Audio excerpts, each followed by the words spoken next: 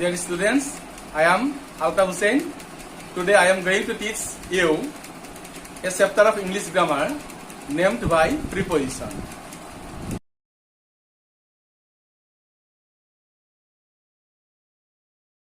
এতিয়া আমি 8 নম্বৰত আইছো between among amongst মানে মাজত between কেতিয়া হয় among কেতিয়া হয় বা amongst কেতিয়া হয় between দুটাৰ মাজত বুজালে between বহে example Ram is sitting between Madhu and Hori দুজনৰ নাম আছে দুজনৰ মাজত ৰামে sitting মানে বহি আছে কিন্তু দুজনৰ মাজত সম্পৰ্ক বুজালে তেতিয়া কি হয় between হয় ইয়াত অপচন থাকিব Ram is sitting between oblique among oblique to in মানে কিবা কিবি তিনিটা বা চাৰিটা অপচন দিয়া থাকিলে তেতৰ ক্ষেত্ৰত কৈছো মই তেতিয়া আমি কি কৰিম between দিম কাৰণ এটা between মানে হল দুটাৰ মাজত আৰু among মানে হল বহুতৰ মাজত গতে মধু এণ্ড হৰি আছে মানে দুটাৰ মাজত হৈছে কাৰণে আমি কি কৰিম between দি দিম এতিয়া among বা amongst একেই among মানে বহুতৰ মাজত amongst মানে বহুতৰ মাজত একে অৰ্থ হয় দুটা সেইকাৰণে বা দিছো মই ইয়াতে among বা amongst দুটাতকৈ বেছিৰ মাজত বুজালে among বা amongst ব্যৱহাৰ হয়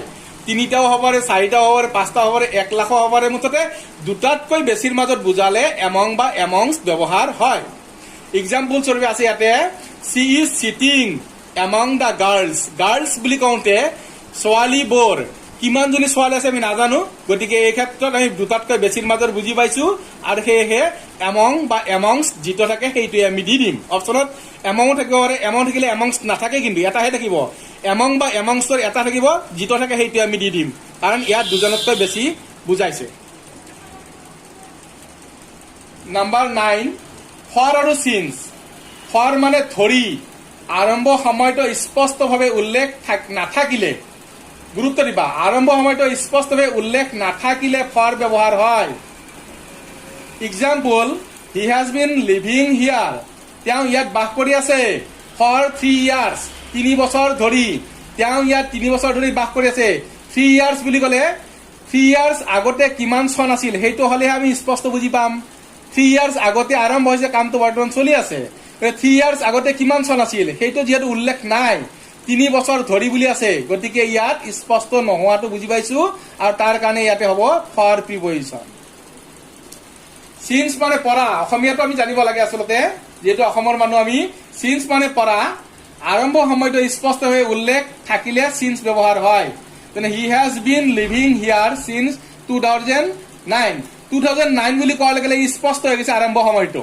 গতিকে আৰম্ভ হলে স্পষ্ট সময়টো যদি আৰম্ভ হয় আৰম্ভ সময়টো যদি স্পষ্টভাৱে উল্লেখ থাকে তেতিয়া since ব্যৱহাৰ হয় গতিকে he has been living here since 2009 অপচনত যদি থাকে since for বা in on এনেকৈ চাৰিটা অপচন থাকিলে চাৰিটাৰ পৰা 2009 আছে he has been living here dash 2009 আমি বুজি পাম তেতিয়া 2009 ৰ পৰা বুজাইছে তেতিয়া স্পষ্ট হৈছে আৰম্ভ সময়টো গতে since হ'ব নাম্বাৰ 10 in আৰু into in হয় ভিতৰত থকা বুজালে in ব্যৱহাৰ কৰা হয় অলৰেডি মই আগৰ ভিডিঅটোত কৈছো in মানে ভিতৰত থকা বুজালে in ব্যৱহাৰ কৰা হয় যেনে এক্সাম্পল স্বৰূপে আছে তো the book is in the bookshelf কিতাপ মানে থোৱা আলমাৰীৰ বুকশেলফৰ ভিতৰত আছে in মানে ভিতৰত হৈছে on the bookshelf নহয় the সচৰাচৰ বুক থাকিলে ক'ত থাকে বুকশেলফৰ ভিতৰত থাকে বুকশেলফৰ ওপৰত হ'ব বাৰু কিন্তু ওপৰত থকা নুবুজায় বুকশেলফৰ ভিতৰত থয় সচৰাচৰ the book is this the bookshelf বুলি ক'লে আমি in the bookshelf কম বুকশেলফৰ ভিতৰত into মানে কি ভিতৰত প্ৰৱেশ কৰা অৰ্থত into ব্যৱহাৰ কৰা হয় in আৰু into মাজত পাৰ্থক্য কি in মানে আগৰ পৰা থকা ভিতৰত আৰু into মানে ভিতৰত প্ৰৱেশ কৰা অৰ্থত into ব্যৱহাৰ কৰা হয় example he was entering into the room when I saw him entering into ভিতৰত প্ৰৱেশ কৰি আছে মানে তেনেকুৱা বুজাইছে নাম্বাৰ 11 of preposition এটা আছে of to এটা preposition আছে তোমালোকে জানা of কেতিয়াবা অসমীয়া ৰ অৰ্থ বুজাবলৈ of ব্যৱহাৰ কৰা হয় আৰু অৰিজিন মানে মূল বুজাবলৈও of ব্যৱহাৰ কৰা হয় অফৰ দুটা নিয়ম পালাবি কি অসমীয়া ৰ অৰ্থ বুজাবৰ কাৰণে আমি of ব্যৱহাৰ কৰো আৰু অৰিজিন বা মূল বুজাবলৈও of ব্যৱহাৰ কৰো example Rahul comes of a rich Gandhi family Rahul কোন ফ্যামিলি পৰা আহিছে এইটো গান্ধী ফেমিলি, অৰিজিনটো হ'ল গান্ধী ফেমিলি, সেইকাৰণে অফ হলো ইয়াতে। তাৰপিছত এতিয়া অ' ডাবল এফ অফটো কেনেকুৱা ক্ষেত্ৰত ব্যৱহাৰ কৰোঁ আমি? নাম্বাৰ 1, বন্ধ অৰ্থত অ' ডাবল এফ অফ প্ৰিপজিশ্যনটো ব্যৱহাৰ কৰা হয়। Example, I have kept my mobile switch off. ছুইচৰ লগত অফ হৈছে কেতিয়া? বন্ধ কৰা অৰ্থত ছুইচ অফ। আৰু 2 নম্বৰ ব্যৱহাৰটো আছে অ' ডাবল এফ অফৰ যান বাহনৰ পৰা নমা অৰ্থত গেট ভাৰ্বৰ লগত অফ ব্যৱহাৰ কৰা হয়। নাম্বাৰ 2টো কি? যান বাহনৰ পৰা নমা অৰ্থত গেট ভাৰ্বৰ লগত off O' double F off preposition ব্যৱহাৰ কৰা হয়। Example, he has got off the bus just now. তেওঁ এইমাত্ৰ বাছৰ পৰা নামিলে। গতিকে গট অফ, গেট অফৰ past participle got off. Number 12 আছে বাই। বাই প্ৰিপজিশ্যনটো ক'ত ব্যৱহাৰ কৰা হয়? এটা ইম্পৰ্টেণ্ট একেবাৰে বাই প্ৰিপজিশ্যনটো। নাম্বাৰ 1, বাইৰ ব্যৱহাৰ হ'ল পেচিভ ভইচত সচৰাচৰ অবজেক্ট এজেন্ট হলে তাৰ আগত বাই হয়। Example, Endymion was composed by Keats. Keats মানে জন কিটছ। এন্ডিমিয়ন এটা কবিতাৰ নাম। Endymion was composed by Keats মানে জন কিটছ। কম্প'জ ভাৰ্বৰ লগত প্ৰিপজিশ্যন বাই হৈছে, কাৰণ ইয়াত এজেন্ট মানে কি আছে, ইয়াত মানুহক বুজাইছে। নাম্বাৰ 2 ব্যৱহাৰ বাইৰ কাষত বুজাবলৈ বাই ব্যৱহাৰ কৰা হয়। Example, the old men is sitting by me. Sitting by me, কাষত বুজাইছে চিটিং বাই। নাম্বাৰ 3 ব্যৱহাৰটোত আছে কি? যান বাহনৰ দ্বাৰা ভ্ৰমণ কৰা অৰ্থত বাই ব্যৱহাৰ কৰা হয় বা বাই বহে। Example, I shall go to Delhi by train, by aeroplane, by auto rickshaw. যিয়েই নহওক, যান বাহনৰ দ্বাৰা ভ্ৰমণ কৰা বুজালে প্ৰিপজিশ্যন কি বহিব? বাই। বাই train, by aeroplane, by boat, এনেকুৱা। বাই প্ৰিপজিশ্যনৰ নাম্বাৰ 4 ব্যৱহাৰটো হ'ল সহায় কৰা অৰ্থত ষ্টেণ্ড ভাৰ্বৰ লগত বাই ব্যৱহাৰ কৰা হয়। Example, I shall stand by Rashida in her distress. মই ৰাছিদাৰ কাষত বা সহায়ক হ'ম। কাষত থিয় দিম মানে মই সহায়ক হ'ম। ইন হাৰ ডিষ্ট্ৰেছ, তাইৰ বিপদত মই তাইৰ সহায়ক হ'ম। বাই প্ৰিপজিশ্যনৰ আৰু এটা নিয়ম আছে, যেনে কোনো নিৰ্দিষ্ট সময়ৰ আগত বুজাবলৈ বাই বহে। নিৰ্দিষ্ট সময়ৰ আগত বুজাবলৈ কি বহে? বাই প্ৰিপজিশ্যন বহে। Example, I always arrive at school by 9:30 AM। 9:30 AM তো নিৰ্দিষ্ট সময়, নিৰ্দিষ্ট সময়ৰ ভিতৰত বুজাইছে। এতিয়া বাই 9:30 মানে 9:30 বজাৰ ভিতৰত মই সদায় স্কুলত এৰাইভ হওঁ মানে উপস্থিত হওঁ। নাম্বাৰ 13, গেট অফ হয় যান বাহনৰ পৰা নমা অৰ্থত। অলপ আগতে মই ক'লোৱে অ' ডাবল এফ অফ প্ৰিপজিশ্যনটো যান বাহনৰ পৰা নমা অৰ্থত গেট ভাৰ্বৰ লগত ব্যৱহাৰ হয়। সেইটো পুনৰবাৰ কৈছো মই, এতিয়া ৰিভাইজ হ'ল এইটো। গেট অফ হয় যান বাহনৰ পৰা নমা অৰ্থত। গেট ডাউন হয় জন্তুৰ পিঠিৰ পৰা নমা অৰ্থত। বহুত ভাল লাগে এইটো। গেট ডাউন মানেও নমা, গেট অফ মানেও নমা। কিন্তু গেট অফ কেতিয়া হয়? যান বাহনৰ পৰা নমা অৰ্থত হয়। গেট ডাউন কেতিয়া হয়? জন্তুৰ পিঠিৰ পৰা নমা অৰ্থত। এই পাৰ্থক্যবিলাক আমি মনত ৰাখিব লাগিব।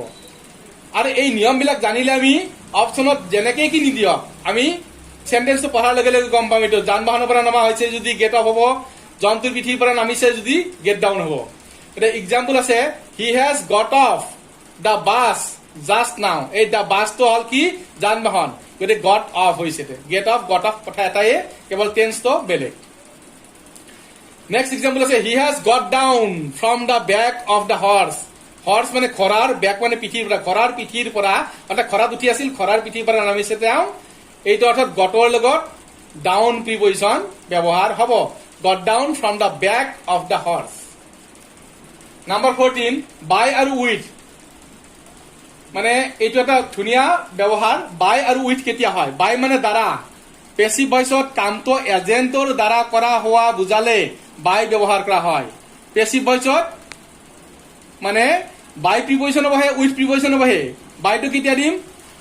বাই মানে দ্বাৰা। পেচিভ ভইচত কামটো এজেন্টৰ দ্বাৰা কৰা হোৱা বুজালে বাই ব্যৱহাৰ কৰা হয়। উইথ কেতিয়া হয়? পেচিভ ভইচত কামটো কোনো অস্ত্ৰ এইটো মানুহ নহব, অস্ত্ৰ বা সঁজুলিৰ দ্বাৰা কৰা বুজালে উইথ ব্যৱহাৰ কৰা হয়। এক্সাম্পল দুটা চালে গম পাম আমি। The tiger was killed by the hunter. এই দ্য হান্টাৰটো এজেন্ট হোৱাৰ কাৰণে ইয়াত কি হ'ল? কামটো কাৰ দ্বাৰা কৰা বুজাইছে? এজেন্টৰ দ্বাৰা। সেইকাৰণে বাই দ্য হান্টাৰ হ'ব। Next example, the tiger was killed with a গান। গান মানে এইটো কি আছে? অস্ত্ৰ সঁজুলিক বুজাইছে গান মানে বন্দুক এই অস্ত্ৰ সঁজুলিৰ দ্বাৰা কৰা বুজালে কামটো উইথ প্ৰিপজিশ্যন বহে যদি এইবাৰ ইয়াতে কোৱা তোমালোকে দ্য টাইগাৰ ৱাজ কিল্ড বাই এ গান ভুল হৈ যাব কাৰণ গানটো এটা এজেন্ট নহয় গানটো এটা অস্ত্ৰক বুজাইছে the tiger was killed with a গান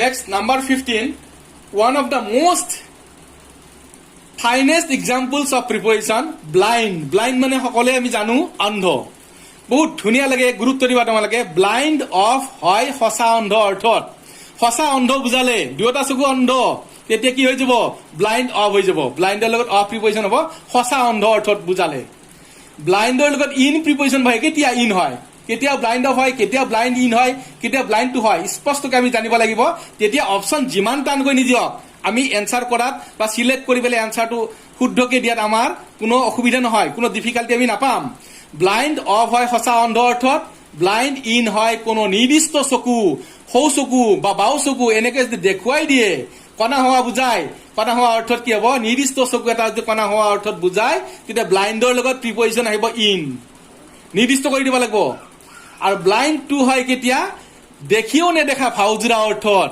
দেখিও নেদেখা ভাওজোৰা কিছুমানে সেইটোও এক প্ৰকাৰৰ ব্লাইণ্ড অন্ধ মানে কেনেকুৱা অন্ধ এইটো দেখিও নেদেখা ভাওজোৰা অন্ধ এইটো গতিকে এক্সাম্পল কেইটা চালে গম পাম Dhritarashtra was blind of two eyes আমি সকলোৱে জানো ধৃতৰাষ্ট্ৰ কি আছিল সঁচা অন্ধ আছিল দুটা চকুৰে নেদেখিছিল এটা সঁচা অন্ধ কাৰণে কি হ'ল ব্লাইণ্ডৰ লগত অফ প্ৰিপজিশ্যন হ'ল এতিয়া number next example he was blind in the left eye মই অলপ আগতে তোমালোকক দেখুৱাই দিছো যে কোনো নিৰ্দিষ্ট চকু সৌ চকু হওক বা বাও চকু হওক নিৰ্দিষ্ট চকু কণা হোৱা দেখা নোপোৱা অৰ্থত বুজালে আমি কি কৰিম ব্লাইণ্ডৰ লগত ইন প্ৰিপজিশ্যন দিম গতিকে এক্সাম্পল আছে he was blind in the left eye এনেকৈ যদি আমি ৰুলছ বিলাক জানো তেতিয়া কিয় আমি অপশ্যনৰ পৰা চিলেক্ট কৰিব নোৱাৰিম অপশ্যন বেছিকে চাই থাকিলেও কাম নাই অপশ্যন মুখস্থ কৰিব গৈ লাভ নাই আমি গ্ৰামাৰৰ ৰুলছ কেইটা জানিব লাগে গ্ৰামাৰৰ ৰুলছ বিলাক জানিলে অপশ্যন যেনেকে কি নিদিয়ক আমি এনসাৰ শুদ্ধ কৰিব পাৰিম ইয়াত কোনো টান কথা নহয় he was blind in the left eye বুলি স্পষ্ট কৰি দিছে ৰাইট আই বুলি স্পষ্ট কৰি যদি দিয়ে ইন ব্লাইণ্ডৰ লগত ইন হ'ব হি was blind to his son's fault পুতেকৰ দোষটো দেখিও নেদেখা ভাও জুৰিছে গতিকে কি হ'ব ব্লাইণ্ডৰ লগত ইয়াত টু প্ৰিপজিশ্যন বহিব এটাক মানে আক্ৰমণ কৰা আমি সকলোৱে জানো এটাক কৰা মানে আক্ৰমণ কৰা এটাকৰ লগত এটাক ভাৰ্বৰ লগত বাই প্ৰিপজিশ্যন হয় কেতিয়া কোনো মানুহ বা জীৱৰ দ্বাৰা আক্ৰমণ কৰা অৰ্থত বা কৰা বুজালে মানুহৰ দ্বাৰা আক্ৰমণ কৰা বুজালে জীৱৰ দ্বাৰা আক্ৰমণ কৰা বুজালে এটাক ভাৰ্বৰ লগত কি প্ৰিপজিশ্যন বহে বাই প্ৰিপজিশ্যন বহে এইটো নিয়মটো আমি জানিব লাগিব এটাকৰ লগত উইথ প্ৰিপজিশ্যন কেতিয়া হ'ব বেমাৰ আজাৰৰ দ্বাৰা আক্ৰান্ত হোৱা বুজালে বা আক্ৰান্ত হোৱা অৰ্থত এটাক ভাৰ্বৰ লগত উইথ প্ৰিপজিশ্যন বহে কথা সেইখিনিয়ে গতিকে অপশ্যন যিয়ে নাথাকক আমি অপশ্যনৰ পৰা সিলেক্ট কৰাত আমাৰ কোনো প্ৰব্লেম নহয় যদিহে আমি জানো এটাক ভাৰ্বৰ লগত বাই প্ৰিপজিশ্যন কেতিয়া হ'ব মানুহ বা জীৱ জন্তুৰ দ্বাৰা আক্ৰমণ কৰা বুজালে আৰু এটাক ভাৰ্বৰ লগত উইথ প্ৰিপজিশ্যন কেতিয়া বহিব বেমাৰ আজাৰৰ দ্বাৰা আক্ৰান্ত হোৱা বুজালে এক্সাম্পল চাওঁ the deer was attacked by the tiger deer মানে হৰিণাটো কি হৈছে এটাক কৰা হৈছে আক্ৰমণ কৰা হৈছে কিহৰ দ্বাৰা বাই দ্য টাইগাৰ জীৱৰ দ্বাৰা এই টাইগাৰটো এটা জীৱৰ দ্বাৰা আক্ৰমণ কৰা বুজাৰ কাৰণে এটাকড বাই দ্য টাইগাৰ হৈ গ'ল নেক্সট এক্সাম্পল আছে হামেদ ইজ এটাকড উইথ টিউবাৰকুলোচিছ মানে যক্ষ্মা ৰোগ হামেদ নামৰ মানুহজনক এটাক কৰা হৈছে আক্ৰান্ত কৰা হৈছে কি বেমাৰৰ দ্বাৰা টিউবাৰকুলোচিছ টিবি বুলি শৰ্টকাট কওঁ টিবি ফুলকে ক'লে টিউবাৰকুলোচিছ এটা বেমাৰৰ দ্বাৰা আক্ৰান্ত হোৱা বুজাইছে কাৰণে এটাক ভাৰ্বৰ লগত উইথ প্ৰিপজিশ্যন বহিছে নাম্বাৰ 17 কম্পেয়াৰ উইথ হয় মানুহৰ লগত তুলনা কৰা অৰ্থত কম্পেয়াৰ টু হয় কোনো কাম বা বস্তুৰ লগত তুলনা কৰা বুজালে এক্সাম্পল আছে সমুদ্ৰগুপ্তা ইজ কম্পেয়াৰ্ড উইথ নেপোলিয়ন এটা মানুহ কম্পেয়াৰ কৰা হৈছে কাৰ লগত মানুহৰ লগত কম্পেয়াৰ কৰা হৈছে মানুহৰ লগত কম্পেয়াৰ কৰা বুজালে কম্পেয়াৰ উইথ হয় এটা compared with Napoleon next example silence is compared to gold বস্তুৰ লগত গোল্ড এটা বস্তু মেটেৰিয়েল এই গোল্ডৰ লগত তুলনা কৰা হৈছে সাইলেন্স মানে নীৰৱতা সেইকাৰণে এইটো কি হ'ল কম্পেয়াৰ্ডৰ লগত টু প্ৰিপজিশ্যন বহিছে কম্পেয়াৰ্ড টু গোল্ড বস্তুৰ লগত তুলনা কৰা বুজালে কম্পেয়াৰৰ লগত টু হয় next example anger is compared to fire anger মানে খঙক কম্পেয়াৰ কৰা হৈছে কিহৰ লগত ফায়াৰ মানে জুই গতিকে বস্তুৰ লগত তুলনা কৰা হৈছে গতিকে টু প্ৰিপজিশ্যন কম্পেয়াৰৰ লগত বহিব নেক্সট নাম্বাৰ 18 এটা মোস্ট ইম্পৰ্টেণ্ট ভাল লাগে পৰীক্ষাত বৰকে আহে কনসিষ্ট মানে হল গঠিত হোৱা কনসিষ্টৰ লগত অফ প্ৰিপজিশন বহে কনসিষ্টৰ লগত ইন প্ৰিপজিশন বহে ধুনীয়াকে ক্লিয়াৰ কৰি লওঁ আহাচোন আমি কনসেপচনটো কনসিষ্ট অফ কেতিয়া হয় কনসিষ্ট অফ হয় সংখ্যাৰে গঠিত অৰ্থত বুজালে যদি সংখ্যা থাকে নাম্বাৰ থাকে নাম্বাৰ বা সংখ্যাৰে গঠিত হোৱা বুজালে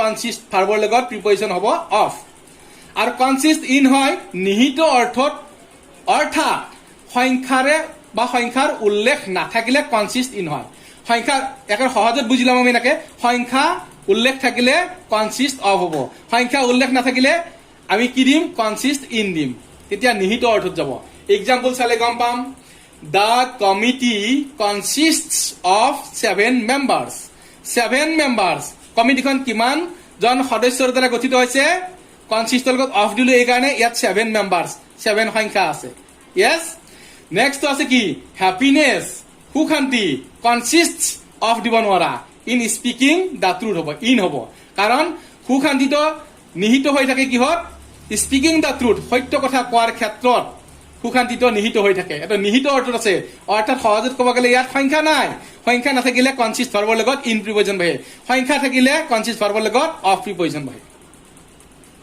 next number 19 most important one of the most important uses of preposition make বা মেড মেকটো হল প্ৰেজেন্ট ফৰ্ম পাষ্ট আৰু পাষ্ট পাৰ্টিচিপল ফৰ্ম হল মেড মেকৰ লগত অফ প্ৰিপজিশন হয় মেকৰ লগত ফ্ৰম প্ৰিপজিশন হয় মেক অফ হয় কেতিয়া মেক ফ্ৰম হয় কেতিয়া আমি কনসেপচনটো ক্লিয়াৰ কৰো আহাচোন মেক অফ হয় বস্তুটো বনাওতে পৰিৱৰ্তন নহলে বস্তু এটা বনাওতে যদি কিবা পৰিৱৰ্তন নহয় তেতিয়া মেক ভাৰ্বৰ লগত অফ প্ৰিপজিশন বহিব আৰু মেকৰ লগত ফ্ৰম প্ৰিপজিশন কেতিয়া বহিব বস্তুটো বনাওতে গুণ ধৰ্ম সোৱাদ বা যিকোনো ধৰণৰ পৰিৱৰ্তন হলে অৰ্থাৎ শৰ্টকাট বুজি ল'ব লাগে আমিতো যে মেকৰ লগত অফ হ'ব বস্তুটো বনাওতে কিবা সোৱাদৰ হওক গুণ ধৰ্ম হওক কালাৰৰ হওক সাইজৰ হওক কিবা পৰিৱৰ্তন নহলেহে মেকৰ লগত অফ হ'ব পৰিৱৰ্তন হলে মেক ফ্ৰম হয় এটা এক্সাম্পল দুটা চালে গম পাম the table is made of wood steel wood এটা বস্তু ষ্টিল এটা বস্তু টেবুলটো বনাওতে এই উডখিনি তোমালোকে জানাত টেবুল এটা বনাওতে উড বা কাঠখিনি কাঠ হৈ থাকে নে কাঠখিনি গৈ পেলাই কিবা ষ্টিল হ'ব নে ষ্টিলটো কাঠ হ'ব বেলেগটো একো নহয় পৰিৱৰ্তন নহয় এতে গতিকে টেবুলটো বনাওতে কাঠ বা ষ্টিল বিলাক ষ্টিল বা কাঠ ষ্টিল হৈ থাকে বা কাঠখিনি কাঠ হৈ থাকে পৰিৱৰ্তন দেখা নাযায় সেইকাৰণে মেডৰ লগত ইয়াত অফ প্ৰিপজিশন বহিব made of wood made of steel next example চালে গম পাম butter is made from curd বাটাৰটো কি হয় কাৰ্ড কাৰ্ড মানে দৈ দৈৰ পৰা মাখন হয় বাটাৰ হয় গতিকে butter is made from card গতিকে কাৰ্ড মানে দৈ দৈখিনিৰ সোৱাদ বেলেগ গুণধৰ্ম বেলেগ কালাৰ বেলেগ আৰু মাখনৰ সোৱাদ গুণ ধৰ্ম গোটেইখিনি কালাৰখিনিও চেঞ্জ হৈ যায় মাখনৰ কালাৰ আৰু দৈৰ কালাৰ বেলেগ বেলেগ হয় গতিকে পৰিৱৰ্তন দেখা যায় পৰিৱৰ্তন হোৱাৰ লগে লগে মেড ফ্ৰম হ'ব